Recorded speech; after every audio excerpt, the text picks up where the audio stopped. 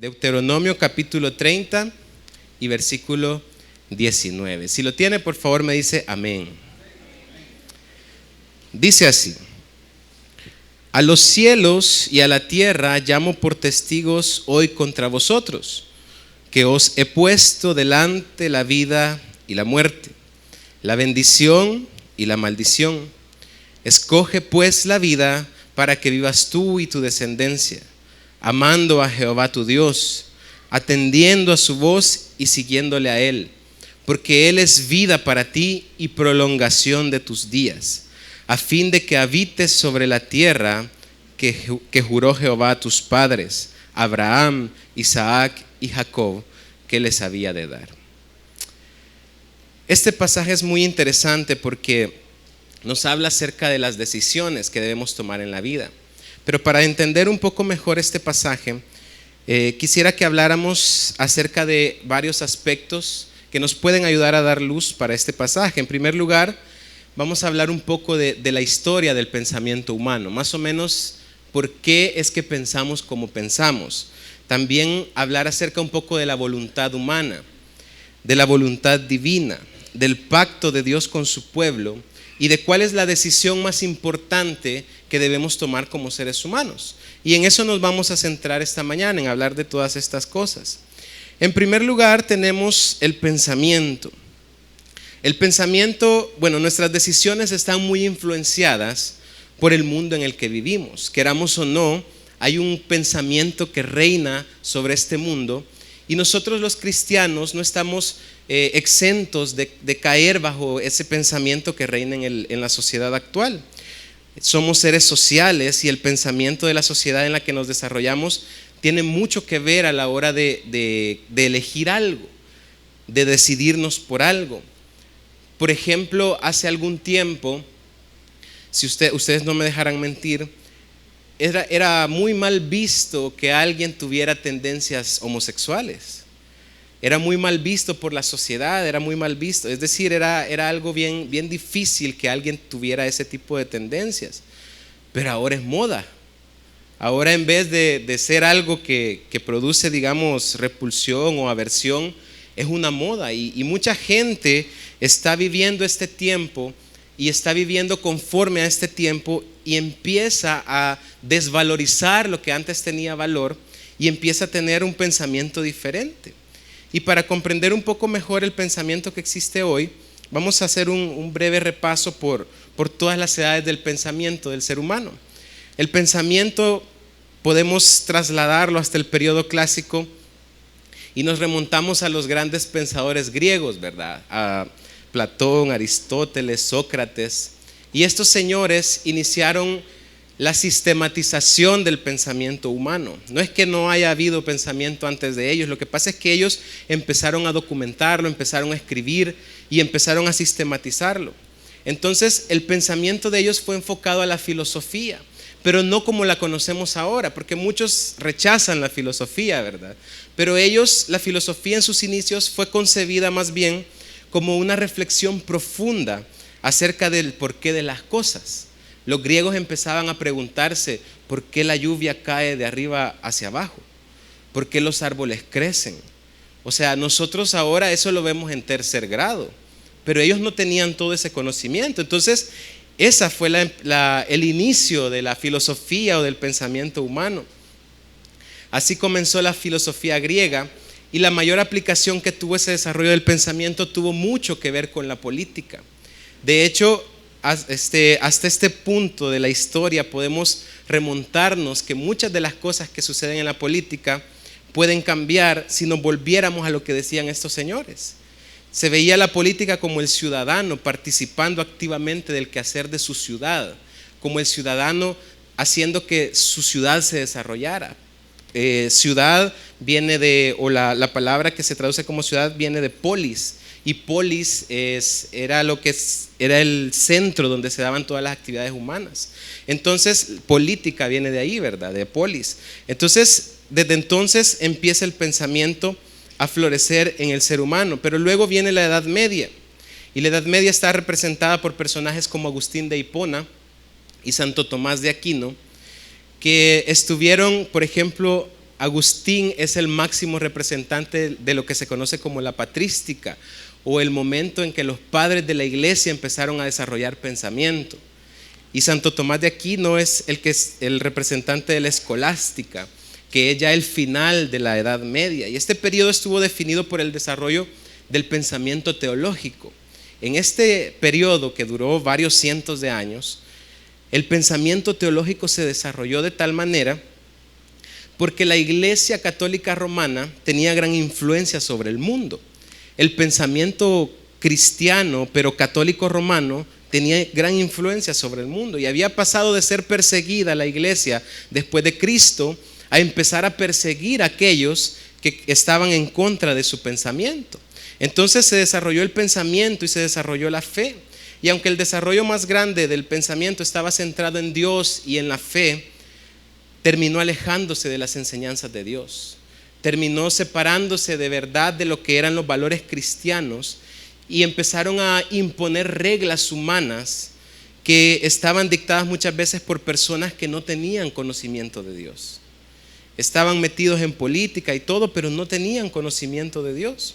Entonces, este momento hizo que la iglesia se separara del mundo y surgieron los monasterios, los monjes, y la palabra de Dios, el estudio de la palabra fue llevado a las montañas y la gente ya no tenía la luz de la palabra en sus vidas. Entonces se da un tiempo que se conoce como el oscurantismo. Es un momento donde Dios prácticamente, la Iglesia Católica Romana lo había quitado del pueblo, de la demás gente. Entonces ellos tenían exclusividad por la palabra, a tal punto de que la palabra, la Biblia solo se había traducido al latín. O sea, nadie podía tener la Biblia en su propio idioma, nadie podía leerla, así como nosotros podemos hacerlo ahora. Entonces, y solamente ellos tenían la potestad de estudiarla y de interpretarla. Entonces, a finales de ese periodo de la Edad Media, surge lo que se conoce como el movimiento protestante, que fue un movimiento del cual nosotros somos fruto ahora, que comenzó a romper el dominio que tenía la Iglesia Católica Romana sobre el mundo, pero lo comenzó a hacer a través del pensamiento, a través de los escritos que empezaron a surgir. Y entonces empezó a pasar la edad o el tiempo del pensamiento en el que la teología y la fe predominaban en el mundo, y vino algo que se conoce como la Edad Moderna. La Edad Moderna no es tan moderna como nosotros creemos, ¿verdad? Comenzó allá por 1600, 1700 y empieza con un movimiento que se conoce como la Ilustración o el Iluminismo, que era una respuesta al oscurantismo. Es decir, empezaron a ver muchos personajes que empezaron a decirle a la gente, o sea, no tenés que estar dominado por la iglesia, podés pensar por ti mismo, podés pensar las cosas por ti mismo. Y empezó a estar en contra incluso del pensamiento teológico. Lo que predominó en esta época fue la ciencia y fue la razón. Vemos dos fotos ahí. El primero, el que está a la izquierda, es Denis Diderot, quien elaboró la primera enciclopedia que existió en el mundo. Él elaboró la enciclopedia y empezó el conocimiento a difundirse por todas partes. El otro personaje es Adam Smith, quien es el precursor o es el padre del pensamiento económico moderno, que es el padre del liberalismo económico, de lo que hoy vemos el mercantilismo. Él comenzó todo eso. Entonces, todas esas cosas fueron producto de que las personas estaban tan hastiadas de la Iglesia Católica Romana dominando sus mentes, que empezaron a querer liberarse. Y si bien ocurrieron grandes avances en medicina, en economía, en psicología, en biología, que apareció también este señor Charles Darwin, que propuso la teoría de la evolución.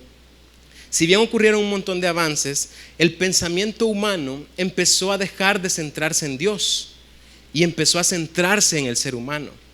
Empezó a decir, bueno, no necesitamos de Dios para poder sobrevivir. Nosotros mismos podemos hacer ciencia. Nosotros mismos podemos razonar y empezar a vivir sin Dios. Y empezó el ateísmo a surgir y empezó la ciencia a levantar un muro entre Dios y el ser humano. Y ese pensamiento es el que predomina hoy en día. El ateísmo se comenzó a popularizar entre los científicos y la ciencia empezó a levantar un muro y a decir: Dios está aquí y el ser humano está aquí. Y nosotros podemos subsistir sin Dios. Y ese fue el pensamiento que predominó por mucho tiempo. Desde los años de 1700, 1600, hasta dar paso, digamos, al siglo pasado, todavía vivíamos en la edad moderna. Entonces, ese pensamiento también dio cabida o dio a lo que se conoce ahora como el posmodernismo.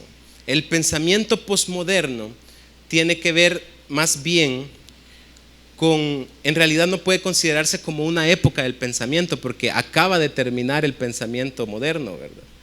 Y esto está en pañales. Más o menos se dice que el pensamiento o la era moderna terminó allá por 1970.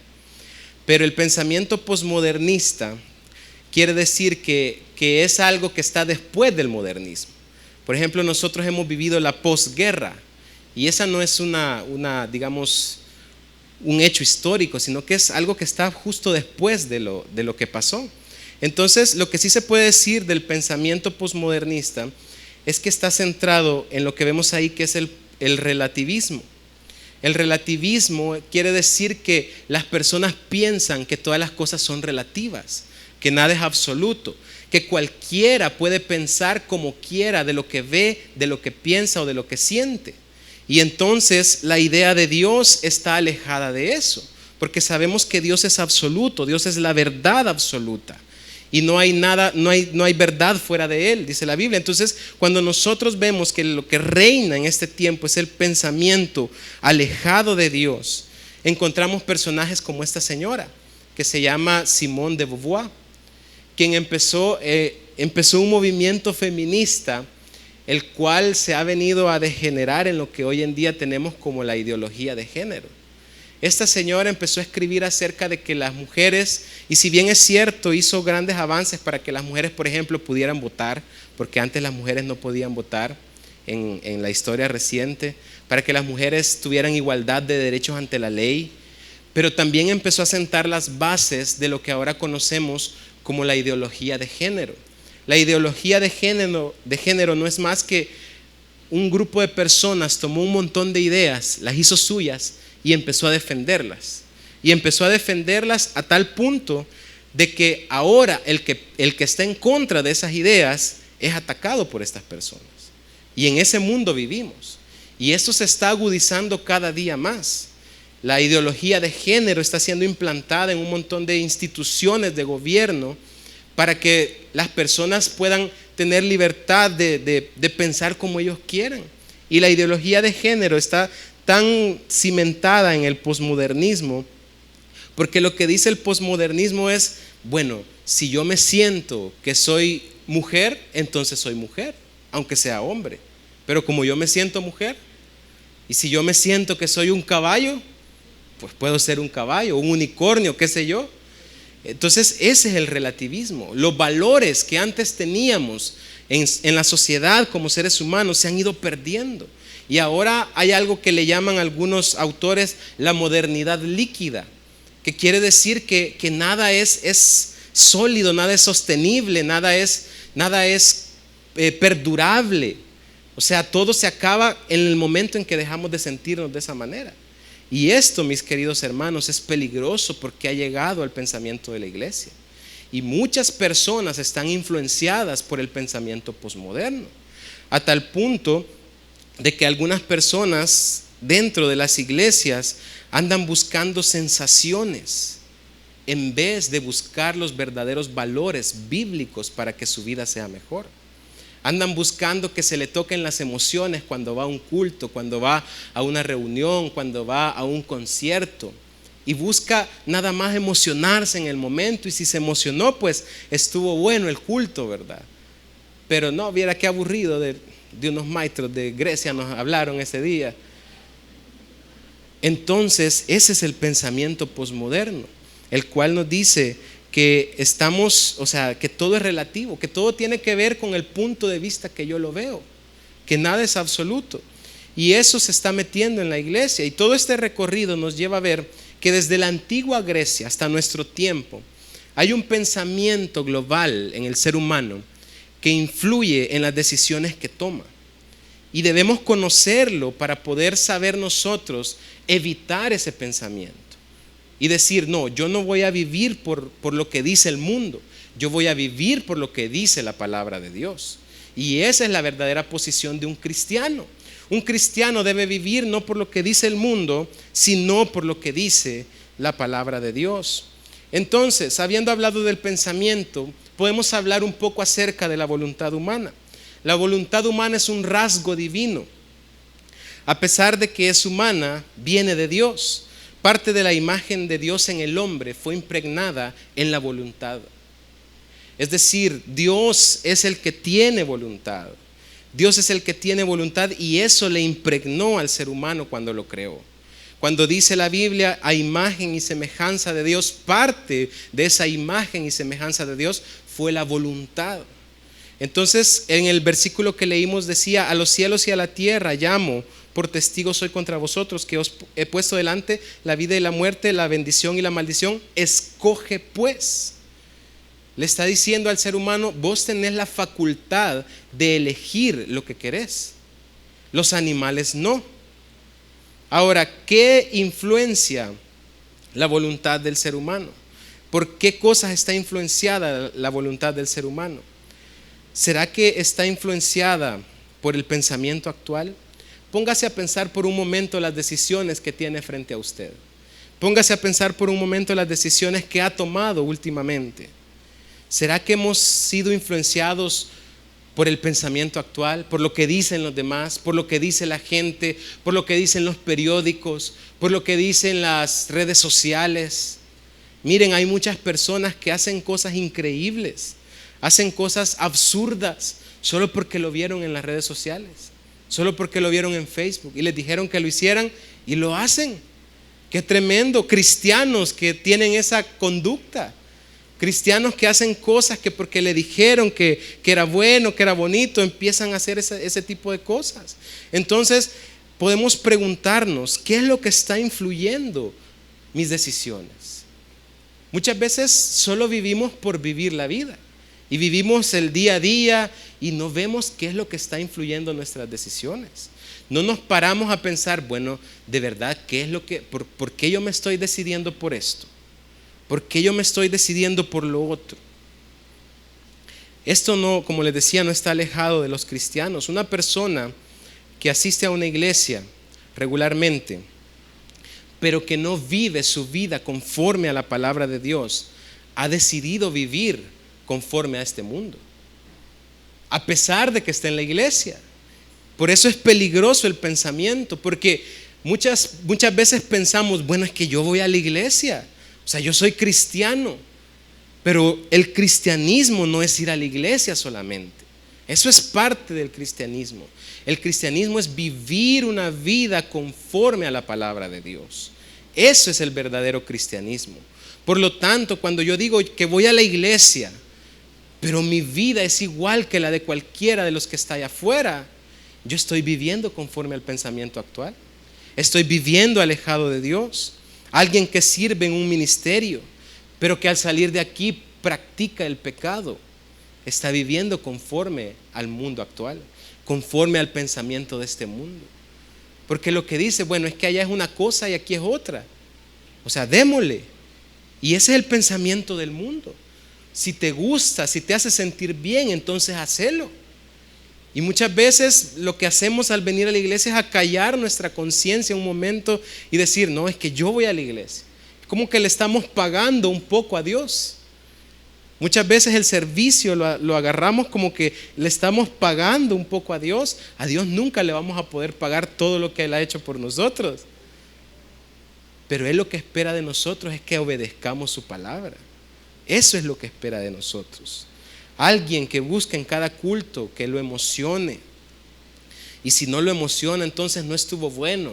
Si no hubo emoción, si no hubo algo que me hiciera llorar, entonces pues voy a pedir que me devuelvan la ofrenda.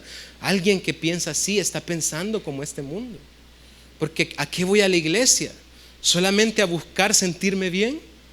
Dice la Biblia Dice el mismo Jesús que el ministerio principal del Espíritu Santo es convencernos de pecado.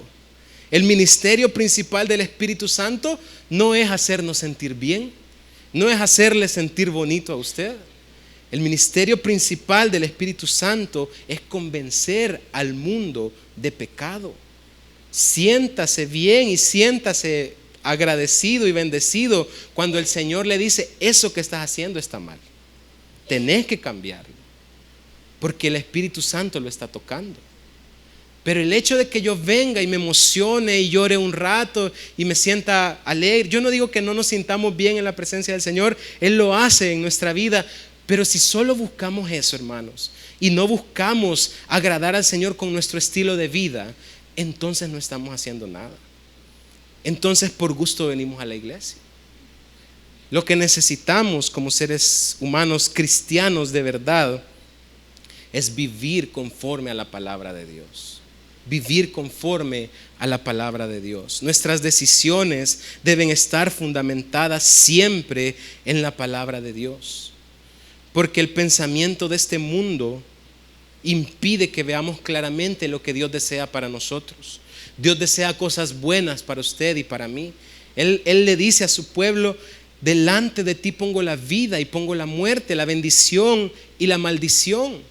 Entonces le está diciendo: yo pongo delante de ti no solo cosas malas, yo te estoy ofreciendo cosas buenas, te estoy ofreciendo una voluntad buena y agradable. Entonces el pensamiento de este mundo, el pensamiento actual de vivir conforme a lo que siento, conforme a mi opinión y no conforme a lo que dice la Biblia, nos hace desviarnos de lo que Dios quiere para nosotros. Dice Romanos capítulo 12 y versículo 12: no os conforméis a este siglo, sino transformaos por medio de la renovación de vuestro entendimiento, para que comprobéis cuál sea la buena voluntad de Dios, agradable y perfecta.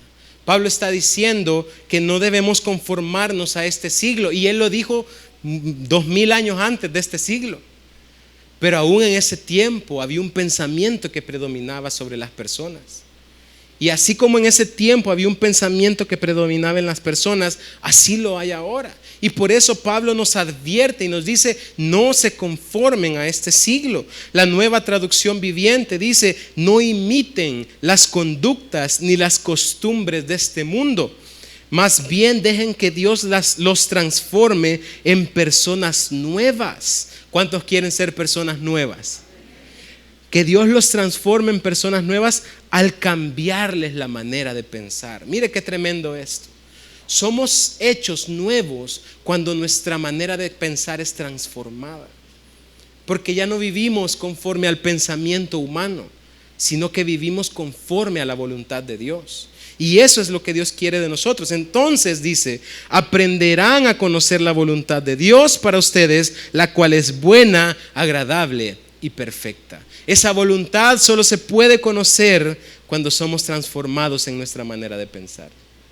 La voluntad de Dios solo la podemos conocer cuando nuestra manera de pensar es transformada. Por lo tanto, no debemos amoldarnos o acostumbrarnos o hacer lo que este mundo hace o pensar como este mundo piensa, sino que debemos hacer lo que Dios nos manda hacer. Entonces, después de ver la voluntad humana, que no está limitada, es decir, Dios nos da voluntad para que podamos decidir, viene el elemento de la voluntad divina. Dice la Biblia que la voluntad divina es buena, es agradable y es perfecta. Si bien el ser humano tiene voluntad, decíamos, esta ha sido dada por Dios, quien la provee. Dios le dio a usted la voluntad de decidir. Dios le dio esa capacidad. Es decir, para cada decisión que debamos tomar, debemos buscar siempre cuál es la voluntad de Dios. Si usted tiene una decisión enfrente, pregúntele al Señor cuál es su voluntad. Por suerte para nosotros, la voluntad de Dios ha sido expresada en su palabra.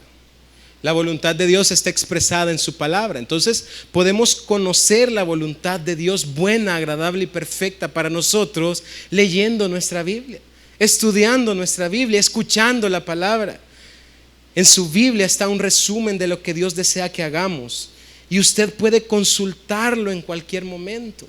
Usted puede consultar qué es lo que Dios quiere para su vida en cualquier momento. Y lo puede hacer, está al alcance de ver su Biblia, al alcance de ver su Biblia en su teléfono incluso, porque ahí está la voluntad de Dios para nosotros. Vemos otra vez el pasaje de Deuteronomio y dice: a los cielos y a la tierra llamo por testigos hoy contra vosotros, que os he puesto delante la vida y la muerte, la bendición y la maldición. Escoge pues la vida para que vivas tú y tu descendencia. Estas palabras no son de Dios sino de Moisés. El libro de Deuteronomio es conocido como la segunda ley.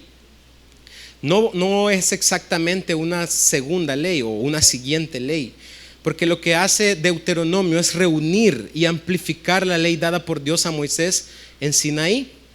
Después de sacar al pueblo de Egipto, Dios lleva al pueblo al monte Sinaí y ahí les da las tablas de la ley a Moisés. Y Moisés les da lo que conocemos como la ley de Moisés al pueblo. Entonces Deuteronomio lo que hace es recoger todo eso y volverlo a poner y amplificar todo eso. Y lo que está haciendo Moisés en Deuteronomio es explicarles a las personas del pueblo judío lo que Dios quiere para ellos. Esta exposición de la ley es una invitación al pueblo de Israel a dedicarse al pacto que Dios había hecho con ellos. El pacto de Dios en ese momento era: si ustedes cumplen esta ley, ustedes van a ser bendecidos. Si ustedes no cumplen la ley, no van a ser bendecidos. O sea, eso es fácil de entender. Eso es lógico. Pero además, Deuteronomio habla Moisés acerca de las historias que reproducen la desobediencia del pueblo de Dios ante la ley. El pueblo de Dios, a pesar de tener la ley de Dios dictada por Dios mismo, incluso las tablas de la ley fueron escritas por la mano de Dios, aún a pesar de eso, desobedeció. Lo que hicieron fue escoger la muerte, escoger la maldad, escoger lo malo. Por lo general pensamos que los 40 años de desierto fueron voluntad de Dios. Por lo general pensamos que el pueblo pasó en el desierto como purificándose, y en cierta medida es cierto. Pero en realidad, si leemos bien la palabra, si estudiamos a conciencia la palabra, esos 40 años de desierto fueron consecuencia de las malas decisiones que tomó el pueblo de Israel. Esos 40 años de desierto no tenían por qué pasarlos. Porque si usted lee el capítulo 1 de Deuteronomio, vaya a su casa y vaya a leerlo, por favor. No ahorita, ¿verdad? Cuando termine el culto. Se dará cuenta de que Dios le había entregado la tierra prometida al pueblo de Israel antes que pasaran esos 40 años. Dios les dice al pueblo: ya está, vayan, tómenla, conquístenla, y ya está la tierra prometida, vayan, tómenla. Pero ¿qué hizo el pueblo de Israel? Dijo: no, mejor mandemos 2 espías, uno de cada tribu, y que vayan a ver cómo es la tierra. Dios ya les había dado una palabra, pero ellos desobedecieron esa palabra y empezaron a actuar conforme a lo que ellos pensaban que era lo correcto. Pusieron la palabra de Dios por debajo de su pensamiento, y eso trajo la consecuencia de vagar 40 años por el desierto. El pueblo de Israel, en vez de actuar conforme a lo que Dios les había dicho, enviaron espías a ver la tierra y creyeron más en el reporte de los 10 espías que en lo que Dios había dicho. Y empezaron a murmurar en contra de Dios. Y decían: Dios nos ha traído a este lugar para que nos maten. Y empezaron a decir un montón de cosas. Y muchas veces nosotros somos así, hermanos. Dios nos dice en la palabra: haz esto, haz lo otro, compórtate de esta manera. Pero decimos: no, hombre, ¿y por qué yo voy a perdonar a aquel que me ofendió? ¿Y por qué yo voy a poner la otra mejilla? ¿Y por qué yo voy a hacer esto? ¿Y por qué yo voy a hacer lo otro? Y actuamos conforme a lo que nosotros pensamos. ¿Y saben qué? Nos va mal. Siempre nos va mal. Cuando actuamos conforme a lo que pensamos, nos va mal. Pero cuando actuamos conforme a lo que Dios dice, entonces nos va bien. Dice el versículo 1, 34 de Deuteronomio: Y oyó Jehová la voz de vuestras palabras, les está diciendo Moisés a los israelitas. Y oyó Jehová la voz de vuestras palabras y se enojó. Y juró diciendo: no verá hombre alguno de estos, de esta mala generación, la buena tierra que juré que había de dar a vuestros padres, excepto Caleb, hijo de Jefoné. Él la verá, y a él le daré la tierra que pisó, y a sus hijos, porque ha seguido fielmente a Jehová. El Señor se enojó porque en vez de poner lo que Él les había dicho como prioridad, pusieron lo que ellos pensaban. Y vemos entonces que este es el mapa que refleja Egipto y la tierra prometida. El pueblo de Israel salió de Egipto y empezó a caminar por el desierto, por estas tierras, cruzó el Mar Rojo, este es el Mar Rojo, y empezaron a caminar y a peregrinar y llegaron hasta aquí, a Cades Barnea.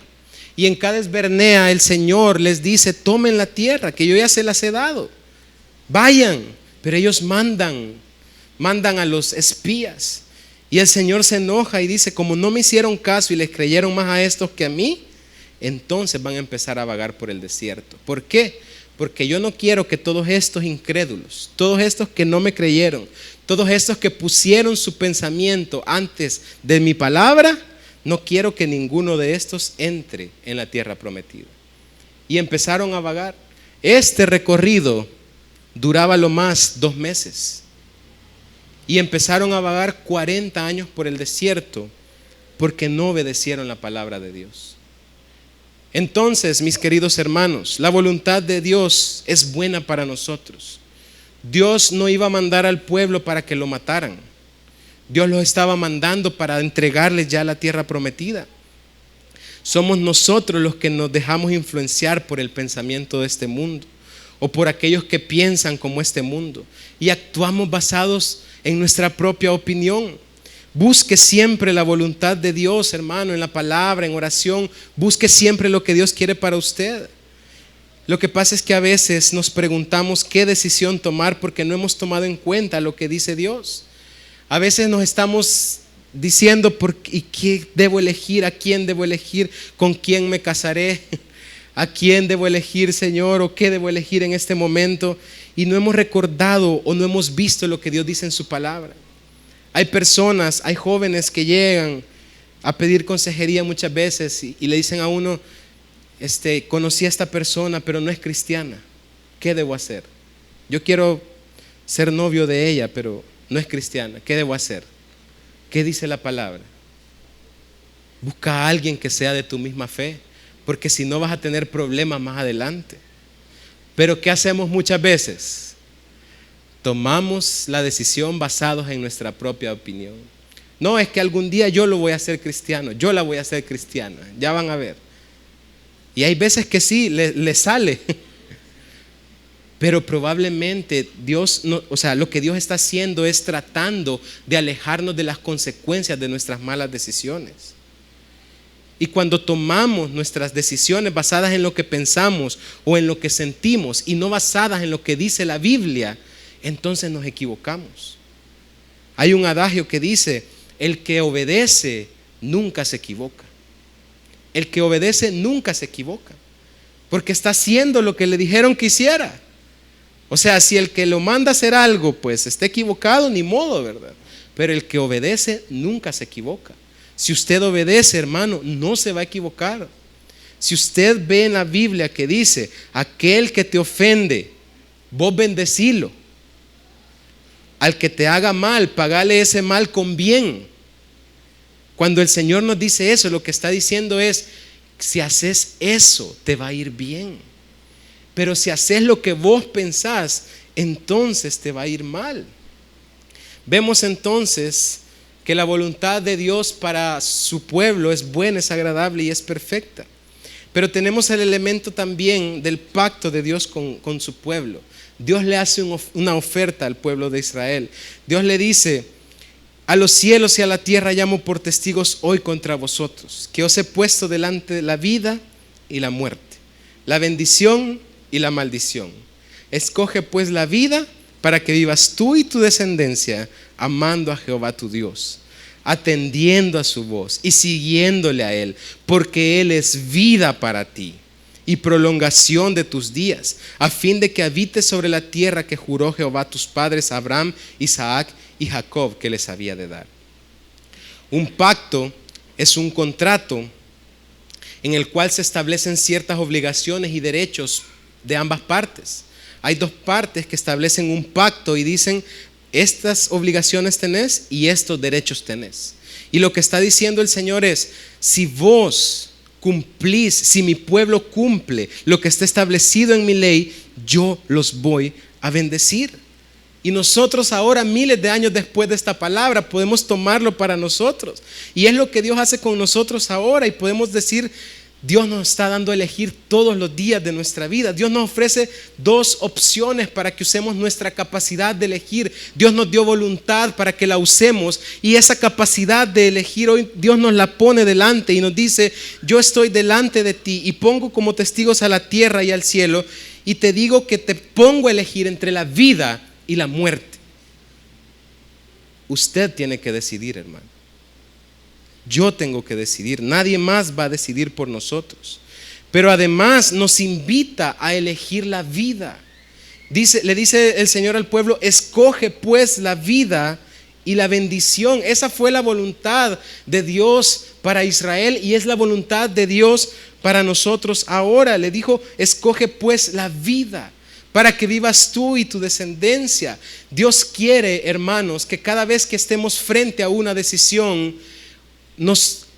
elijamos lo que Él nos dice que elijamos.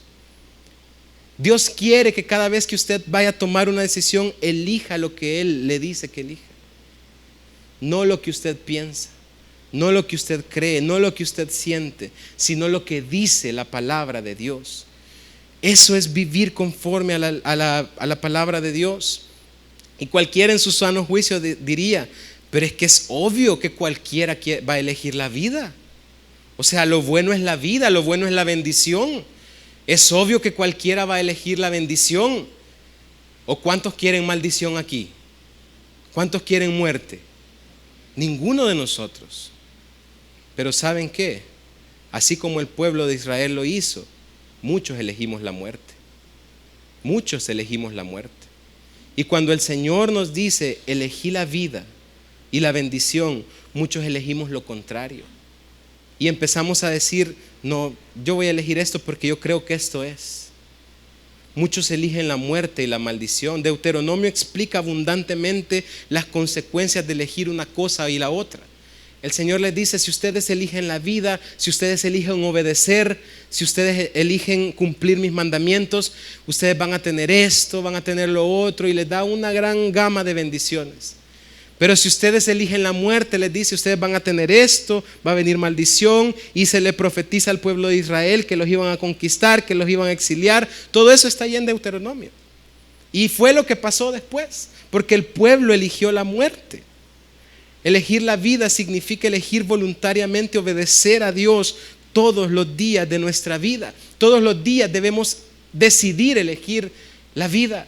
Todos los días debemos decidir obedecer a Dios voluntariamente. Escoge pues la vida para que tú y tu descendencia, amando a Jehová, tu Dios, atendiendo a su voz, siguiéndole a Él, porque Él es la vida para ti y prolongación de tus días. ¿Cuántos quieren vivir una vida buena, hermanos? Sean obedientes a la palabra de Dios. No tomen decisiones basadas en lo que ustedes creen o piensan. Tomen decisiones basadas en lo que Dios dice y van a vivir una buena vida. Sus días van a ser prolongados, dice la palabra. Sus días van a ser prolongados. Van a tener bendición de Dios. Todos queremos bendición de Dios. Todos queremos prosperidad. Todos queremos eso y Dios lo promete. Pero lo promete si nosotros cumplimos nuestra parte del trato. Si nosotros cumplimos nuestra parte del contrato. A quien obedece al Señor le va bien, le va bien. Y yo se lo aseguro y se lo profetizo: si usted obedece al Señor, le va a ir bien. Por ejemplo, ¿cuántos problemas se hubiera ahorrado si en vez de querer desquitarse con quien lo ofendió, usted lo hubiera perdonado? Póngase a pensar que alguien lo ofendió y usted se desquitó con esa persona. ¿Cómo le fue? Los problemas se hacen más grandes, las cosas se hacen peores. ¿Cuántas lágrimas y tristezas nos hubiéramos ahorrado si hubiéramos dicho, no, yo voy a decidir lo que Dios me dice que haga? ¿Cuántas cosas nos hubiéramos ahorrado? Muchas personas lo critican a uno porque no fuma o no toma. Pero ¿cuántos problemas se ahorra uno por no andar borracho en la calle? Ayer casi que veníamos de visitar a la familia de mi esposa, casi le damos a un señor que andaba borracho en la calle. Yo no lo había visto, de repente salió y como no, o sea, no están en su sano juicio, solo se pasan. Y alcanzamos a frenar y gracias a Dios no pasó a más, pero ¿cuánto se ahorra uno por no andar borracho en la calle? Eso es elegir la vida. ¿Cuánto se ahorra uno por no fumar? El cáncer de pulmón, el gasto que implica el cigarrillo. Es decir, eso Dios nos lo dice que lo elijamos, y al elegirlo, elegimos la vida. ¿Cuántos problemas se ahorra quien es fiel a su pareja? ¿Cuántas cosas se evita aquel que de su casa al trabajo, de la casa a la iglesia, y de la iglesia al trabajo y a la casa y así? ¿Cuánto nos ahorramos nosotros que somos fieles a nuestra pareja? Pero aquel que es infiel, ¿cómo le va? Aquel que anda haciendo lo que sabe que no es correcto, lo que Dios dice que no hagamos, ¿cómo le va? Ahí se anda escondiendo para que una no la vea con la otra, porque se enoja y lo va a dejar solo con una. Es decir, esa vida no es vida, hermanos. Dios nos ha prometido una vida en abundancia, y una vida en abundancia es poder disfrutar la vida que tenemos. Una vida en abundancia no significa tener muchas cosas. Ese es el pensamiento actual, que la abundancia significa tener, poseer, tener un montón de cosas. Ese es el pensamiento actual. Pero la vida en abundancia significa poder disfrutar de lo que yo tengo ahora, disfrutar de un paseo familiar. O sea, ¿qué precio tiene eso? Disfrutar de una cena con los hijos, con la esposa, tranquilo, de que no le va a estar llamando la otra. ¿Qué precio tiene eso? Esa es una vida en abundancia, y eso es lo que promete Dios a aquellos que le obedecen. Por lo tanto, el Señor nos manda a escoger siempre la vida, y si usted escoge la vida, le va a ir bien, hermano. Todo aquel que acepte cumplir el pacto de Dios de obediencia voluntariamente, tenga por seguro que Dios va a cumplir su parte del trato. Dios va a cumplir su parte del trato. Dios nos dice, mira, si obedeces a mi palabra, yo te voy a bendecir. Y si usted obedece, Dios es fiel para cumplir su palabra. Entonces, esa consecuencia de mi decisión va a ser lo que yo voy a vivir si elijo la vida o elijo la muerte. Porque la otra parte del trato es, si elegís la muerte, te va a ir mal, papito. Te va a ir mal, mamita. Y está en nosotros elegir todos los días. Esa capacidad de elegir Dios nos la dio para que usted elija lo bueno. Elija lo bueno, hermano. Elija la vida. Entonces, habiendo sabido acerca del pacto de Dios, podemos ver o podemos tener en cuenta la decisión más importante para el ser humano. Este que acabamos de leer era el pacto mosaico o el pacto sinaítico, porque se le fue entregado a Moisés en el monte Sinaí. Entonces Moisés lo replicó al pueblo. Pero Jesús aparece en el Nuevo Testamento con un nuevo pacto. Es decir, el pacto que estaba antes, viene Jesús a renovarlo, viene a hacer un nuevo pacto. El pacto sinaítico, en el pacto sinaítico o mosaico, lo que predominaba era la obediencia a la ley de Dios. Es decir, las personas obedecían y eran bendecidas, y si desobedecían, entonces entregaban un sacrificio y su pecado ya no les era contado. Pero hay que saber que la palabra que se traduce como ley del hebreo, cuando dicen la ley de Moisés, lo que se traduce del hebreo quiere decir instrucción o enseñanza. No tenía entonces la connotación que tiene ahora, porque ahora nosotros ley lo vemos como una norma que hay que cumplir sí o sí. Pero la ley de Dios era una instrucción a su pueblo, era una enseñanza a su pueblo. No era una norma, sino que tenía que formar parte del carácter de las personas. Dios le dio la ley a Moisés para que le entregara a su pueblo y que esa ley formara parte del carácter de las personas.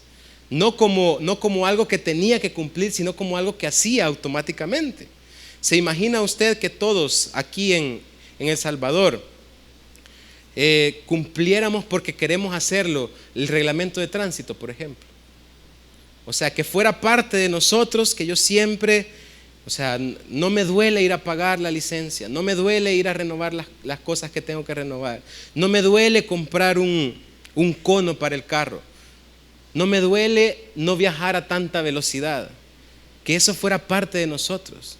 Pero ¿qué pasa con nosotros? Nosotros cumplimos esas leyes porque si no nos cae la multa y por miedo lo hacemos. Aquel que le gusta andar rápido, o sea, él no quiere que eso esté. Pero Dios había dado esa instrucción para que esas leyes formaran parte del carácter de las personas.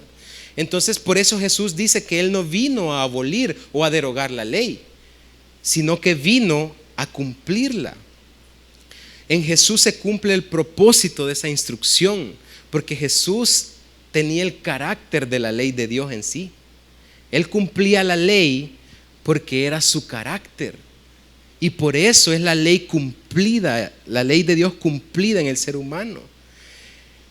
El nuevo pacto consiste no solo en cumplir la ley, sino en creer en Jesús. Y muchas personas asocian el nuevo pacto con libertinaje, como si la ley ya no debiera de cumplirse. Sin embargo, la gracia que nos está dada en Cristo nos obliga a cumplir las instrucciones de Dios en su palabra, pero como parte de nuestro carácter. Usted debe obedecer la ley de Dios como parte de su carácter. El pacto mosaico decía: cumple la ley y serás bendecido. El nuevo pacto dice: cree en Jesús y serás bendecido, porque en Jesús se resume la ley. Cree en Jesús y serás bendecido, porque Él es el cumplimiento perfecto de la ley de Dios. Jesús prometió vida en abundancia y todo el que en Él cree es bendecido. Todo aquel que cree en Jesús es bendecido, y todo aquel que no cree en Él es maldito, es condenado, dice la Biblia. Él va al infierno. Todo aquel que no cree en Cristo va al infierno. Y ahora Dios te dice: ¿quieres ser feliz a pesar de las circunstancias? ¿Quieres dejar de ser dominado por el pecado? ¿Quieres ser bendecido y prosperado en todo lo que haces? ¿Quieres estar seguro que cuando mueras vas a ir a un lugar mejor que este? Escoge la vida. Escoge obedecer al Señor. Escoge todos los días centrarte en la palabra de Dios. Escoge todos los días leer su palabra para saber qué es lo que Él quiere de ti. Escoge al Señor, escoge vivir conforme a lo que Él te dice. Escoge la vida. Pero también nos dice: ¿quieres seguir sin avanzar en la vida?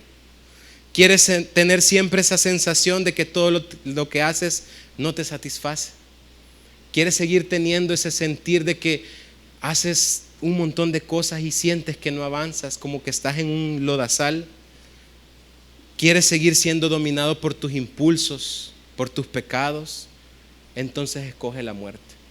Escoge una vida sin Dios.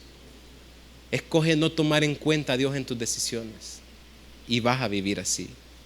Hoy y todos los días tenemos esa decisión en nuestras manos, mis queridos hermanos. No dejemos que nada ni nadie elija por nosotros.